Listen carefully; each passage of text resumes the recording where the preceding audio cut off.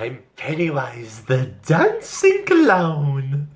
Hey everyone, this is Rami and I'm making a video today. I'm just doing a review of the horror film It that came out actually a few weeks ago now. I've watched it 3 times in the cinemas in the meanwhile, just so I could really get a grasp of what I think about it. So let me just quickly go through now the non-spoiler part of my review. If you haven't watched it yet, I highly recommend that you watch it. It's a good film with some great cast, amazing natural chemistry between the team, comedic moments. It's actually quite funny in parts, and indeed there are some frightening moments as well. I highly recommend the film. Beautiful cinematography. The scripting is okay. Character development also okay. But at the end of the day, Pennywise does a good job in, inducing that fear upon these children. So, look, if you're a fan of the original, try not to compare them. There are 2 different interpretations of Pennywise that you're looking at. But I feel that this film had a lot to carry on its back, and it had really big shoes to fill. And I think it did quite a good job from adapting such a huge book into this 2-hour and 15-minute film. So as I said, if you haven't watched it yet, I highly recommend that you do. You know what? Let's end it there with my non-spoiler part of my review. Let's make it short and sweet. Just go watch it. Bye-bye. If you're curious to know more about the film, or if you have watched it and you're ready to talk about some spoilers, then stick with me, because we're going to get to that right now. First things first, let's talk about the start of It. So this is the big old introduction of Georgie, where he meets Pennywise in the drain, and they have that little brief discussion, and then Pennywise just rips his arm off, clean off. Yeah, it's pretty messed up. We don't see that in the original, so it was definitely missing that detail. Here's the problem. Even though this scene really got a lot of people thinking, yeah, this is going to be an awesome film. For me, this introduction actually rang a few red alarms for me. The problem that I had with this introduction wasn't necessarily with Pennywise's first appearance, even though he did look a bit cartoony, or even the discussion that he had with Georgie. What bothered me was the CGI. The CGI of Pennywise biting, clamping onto this kid's arm. I mean, I'm going to post it up here. Just look at that. Like, that looks freaking ridiculous. That looks stupid, in my opinion. So for me, when I saw that, I was like, oh shit. I was like, this is going to be the worst 2 hours of my life. Thankfully, I was wrong, because they didn't overuse the CGI with Pennywise. I just think it was a bit of a dangerous move to start off with a very cartoony CGI version of Pennywise into the film. It left me quite worried. But thankfully, by the end of the film, we saw that Pennywise wasn't always like that. He had his fleshy moments, where he didn't resemble a cartoon.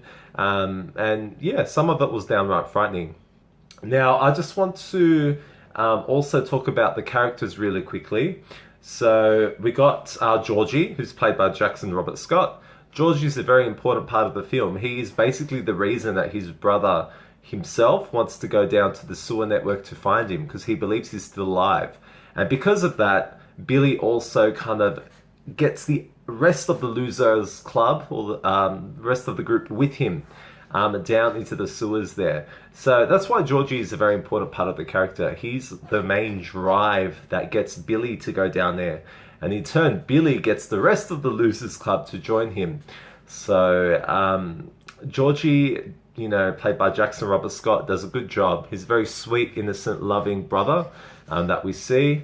And unfortunately, the only other time we see him besides the introduction is when Pennywise is taunting Bill. And he does that in a very cruel way. One of my favorite scenes is that emotional kind of chat that Georgie has with his brother as he's just standing there, with his half arm, and he's begging his brother to go back home and how much he misses him and loves him. And then Bill shoots him in the head. That scene was very intense and it was very sweet and it was very well done. So it just shows the acting capabilities we have here and what we're working with. The next character I want to talk about is Bill, played by Jaden Lieber. Bill is Georgie's older brother. Bill feels a bit at fault for his brother going down into the sewers that day with his little boat. Bill is a character that has the stutter, and he's made fun of a lot because of that stutter throughout the film. But what we find with Bill is he's quite a quiet character, he's quite shy, and he does have a bit of character development, which is good. So we see he starts kind of falling in love for Beverly, played by Sophia Lillis. He also is trying to deal with the loss of his brother, which is very difficult, and he's in a lot of denial about that. Bill is kind of the brave one in the group that kind of surprises you. Bill is the guy that will basically say, let's follow this being, don't let it get away, we need to find out more. So Bill is very adventurous in that sense, but he wants closure, obviously. And he does a great job. His stuttering, in terms of his acting, is very natural and very well played. So Bill was a good character. Next character I want to talk about is Ben Hanscom, played by Jeremy Ray Taylor. So Ben is the chubby kid. Unfortunately, this kid is getting bullied and tormented left, right, and center at school by these big shot bullies that are kind of harassing the whole Losers Club, but kind of focus on Ben and Mike. Ben is going through a grueling time at school by these bullies. And the interesting thing about Ben is he's a very lovable kid. He's a very lovable character in this film. He's unintentionally funny at times. And he also starts developing a crush on Beverly as well. So it kind of forms this weird love triangle. Far out. The only triangles I had at school was the triangles I'd play with in music class. Ding, ding, ding. That was the only triangle I ever got involved in. Anyways, so yeah, that's Ben's character. I feel Ben's character isn't very well developed. We don't know much about Ben. What we really know is that he is a bit of a geek and he's kind of obsessed with his own town. He loves doing research. He's in the library a lot. That's the kind of character that Ben is. But Ben encourages the rest of the gang to further research and get together to dwell deeper into this mystery of what Pennywise is. So he's quite a cool character. Next up is Beverly Marsh. So the only girl in the loser group. She is played by Sophia Lillis. This girl is so beautiful. She's very unique looking. She stands out so much. And what we learn from Beverly is she has a very, very disturbing upbringing. Her father is quite a bit of a pervert and he treats her very terribly. So Beverly has got these inner demons based in her own home. So her fear is basically becoming a woman and her own father, who always asks her if she's still his little girl. It's really creepy, actually. What we find with Beverly is I feel like Beverly carries the group a lot.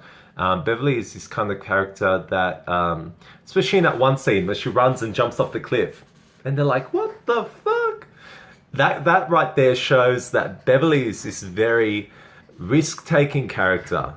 She's very brave in that aspect, and many times she kind of puts the boys on show on, showing them what it is to be brave and adventurous. And we find in many scenes Beverly is that, the ringleader in a way of that strength.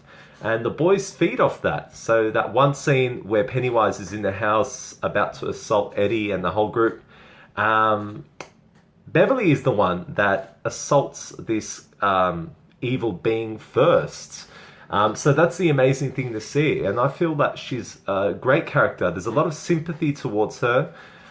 She's also a character that's kind of an outcast, picked on and bullied at school. She finds a lot of solace with the Losers Club, and that's how she kind of joins them quite quickly. And yeah, she's a very, very, very courageous character.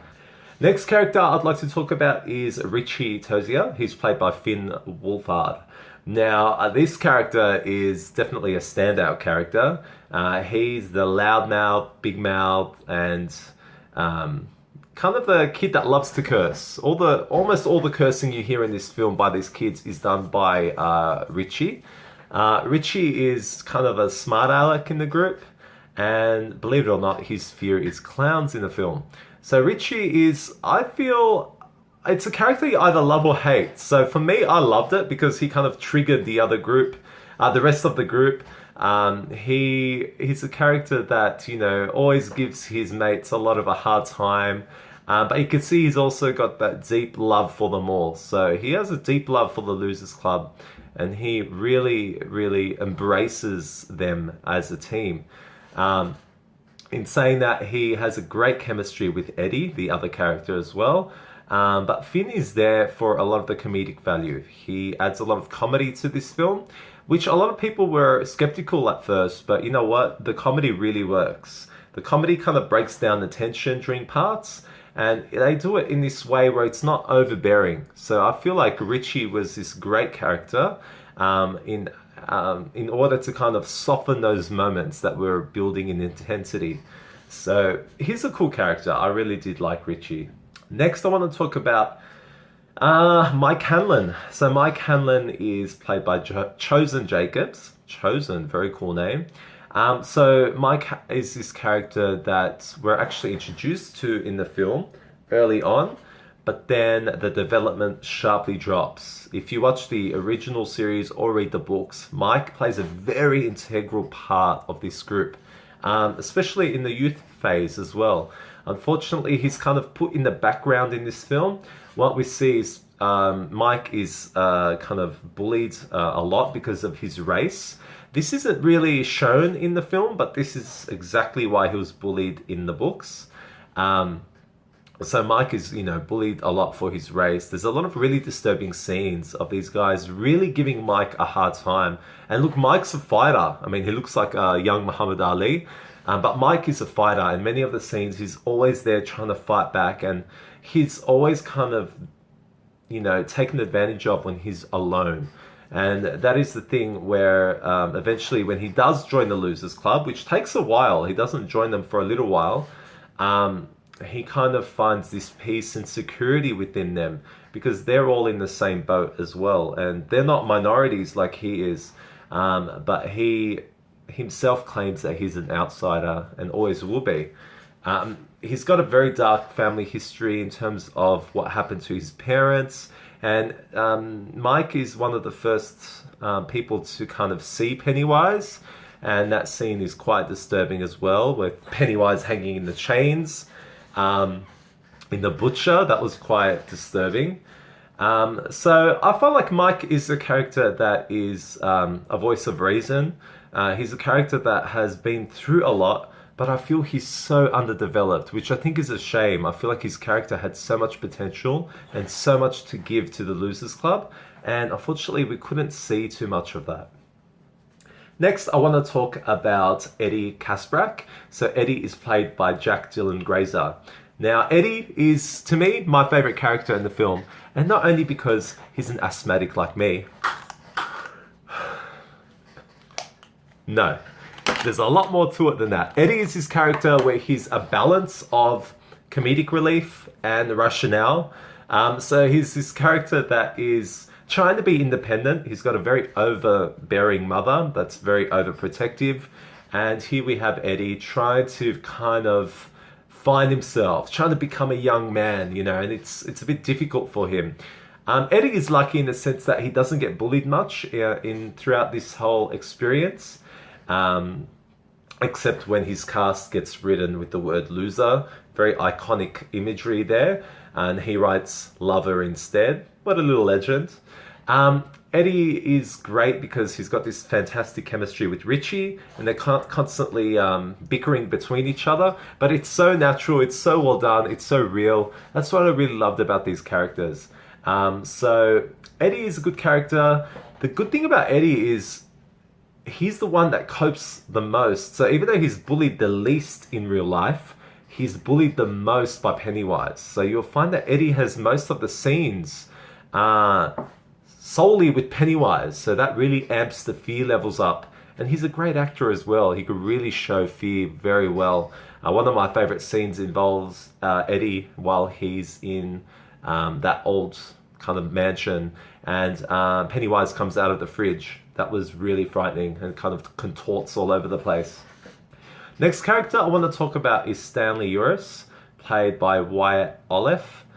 So Stanley is another character that I feel is extremely underdeveloped.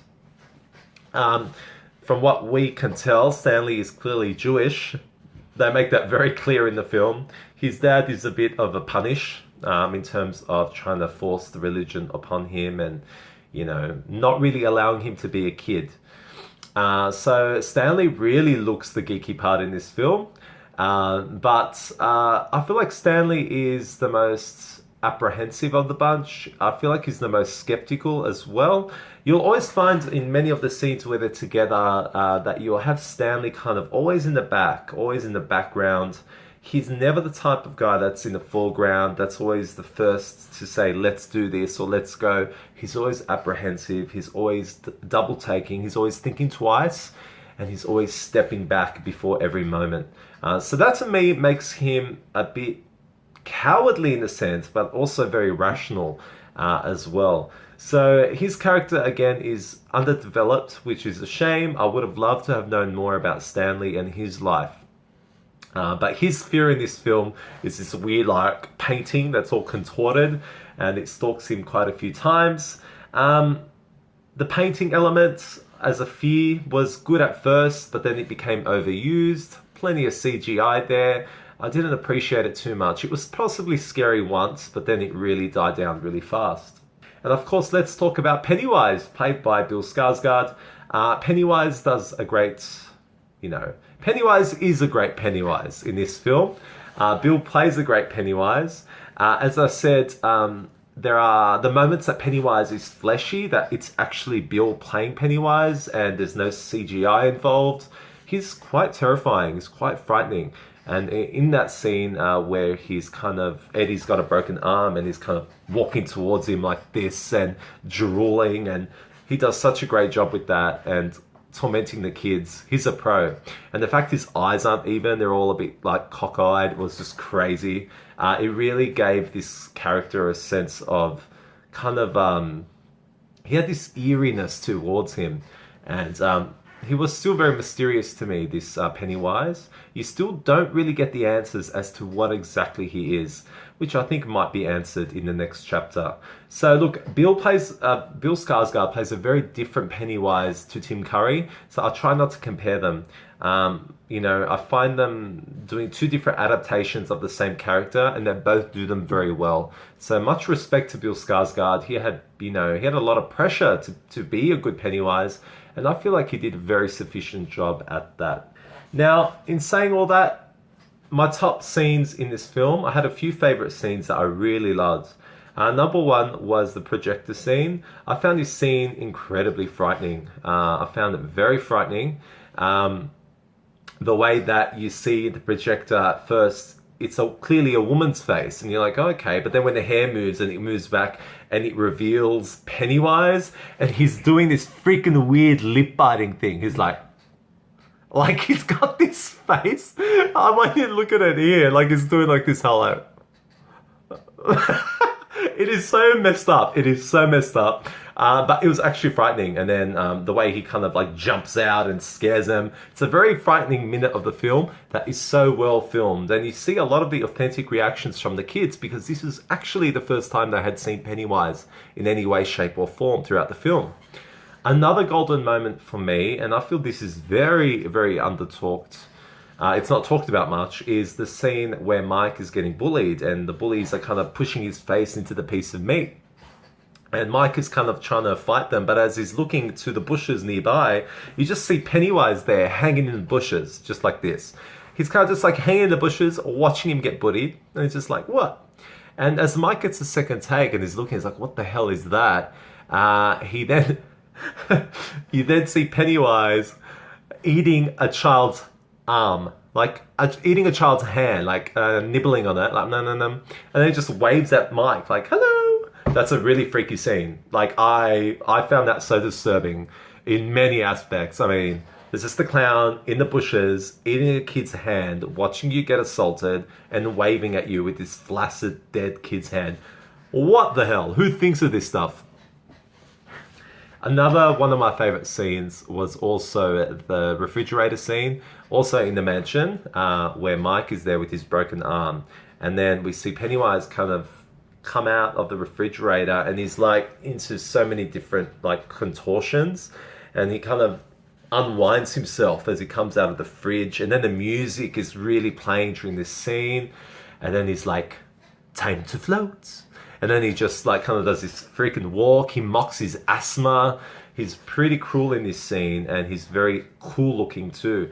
So that's another scene that I really appreciated in this film, him tormenting Eddie. And just the filming was so well done there. It really gives you a sense of how tall Bill Skarsgård was. So that was another amazing scene that I really loved. And of course, there was the scene in the basement. This was a very tormenting scene for Bill, where he walks down and he finds his brother Georgie in the basement, standing on water. And the disturbing thing is where he says, Bill, if you'll come with me, you'll float too. And when that happens, he just starts losing his shit. He's like, you'll float too, you'll float too. And then he just starts decaying. And then you see Pennywise come out of the water. And you just see poor Georgie kind of like spew out like, I don't know, like blood or something. And then Pennywise just like dumps poor Georgie into the water like he's a piece of meat. Like just push. And then he just comes running towards Bill. That was another frightening scene. That was very well done. And it's funny because I didn't really pick up on that like puppet kind of idea on the first time. That's why watching this film a few times is great. You really get to see the details of each scene, which is great. Besides that, there are a few scenes I didn't like so much, and that was the introduction. I thought that was a poor introduction because of its CGI. Whenever you see an overuse of CGI in this film, just believe that I did not enjoy that. Another thing that I didn't like was some scenes to me seemed very unnecessary. So the whole like cleaning the bathroom montage in Beverly's place, that was a waste of 5 minutes to me that I feel could have been used elsewhere in explaining what Pennywise was, or explaining, or giving us some more character development would have been good. And I feel like outside of the Losers Club, we got like next to no development of any character to kind of make this fleshy. So I really loved and cared for the 7 kids. So it did make it effective in keeping it based on them. But then I also got no feel for their environment or where they were, or the town of Derry. It just seemed so like a stage. You know what I mean? It didn't feel real. I didn't get any concept of who was in this town, what it was about. It was quite flat in that aspect, unfortunately, because we didn't get to learn about these other characters who would kind of randomly appear and then we wouldn't see them again. So I feel like that could have been fixed as well. And as I said, the script could have been worked on better. There are some continuation errors that I noticed. There was also just some editing issues, and as I said, character development was a huge thing for me, and that was missing from the script. But in saying that, overall, it was a fantastic film. There were many scenes that I loved there was a great natural, kind of a natural feel towards the cast. I really loved the cast. Everyone did a wonderful job. Everyone, even the bullies, they did a great job, and all the parents playing the creepy parents did really well. And yeah, there were quite a few memorable scenes for me in this movie. And, I will remember this movie. It does have that memorable feel to it. And I wouldn't exactly call it a classic, but I would call it a very good film for this day and age in terms of horror and doing a remake. It's not easy, and they had big shoes to fill. And I feel like they did their best, but I feel like their best could have been better. So in saying that, I gave it 4 out of 5. I really recommend that you watch it.